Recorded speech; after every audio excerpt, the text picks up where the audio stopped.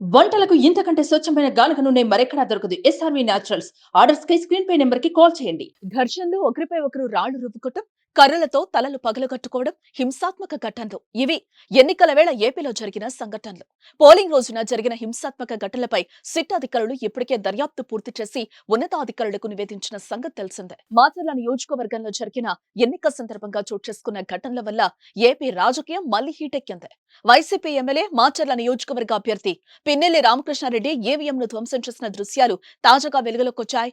202 polling బూతుల్లోకి చొరబడిన ఆయన నేరుగా EVM దగ్గరకు వెళ్లి పగలగొట్టిన దృశ్యాలు అక్కడున్న సీసీటీవీలో రికార్డయ్యాయి. ప్రస్తుతం ఈ దృశ్యాలు వైరల్ అయ్యాయి.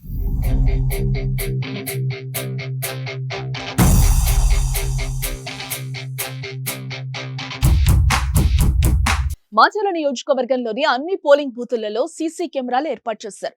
కొన్ని చోట్ల పోలింగ్ సజావుగా సాగినా మరికొన్ని చోట్ల హింసలు చెలరేగాయి.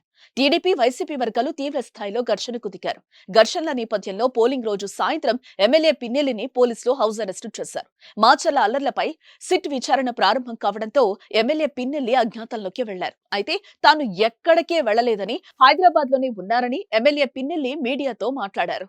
ఇదిలా ఉంటే ఎమ్మెల్యే పిన్నెల్లి ఈవీఎంల ధ్వంసం వీడియో బయటకు రావడంతో ప్రతిపక్షాలు తీవ్ర స్థాయిలో మండిపడ్డాయి. ఓటమి భయంతో వైసీపీ ఎమ్మెల్యే పిన్నెల్లి దారుణాలకు పాల్పడ్డారని విమర్శించారు. ఈ ఘటనపై ఎమ్మెల్యేపై కేసు పోలీసులు నమోదు చేశారా లేదా అన్న దానిపై స్పష్టత లేదు.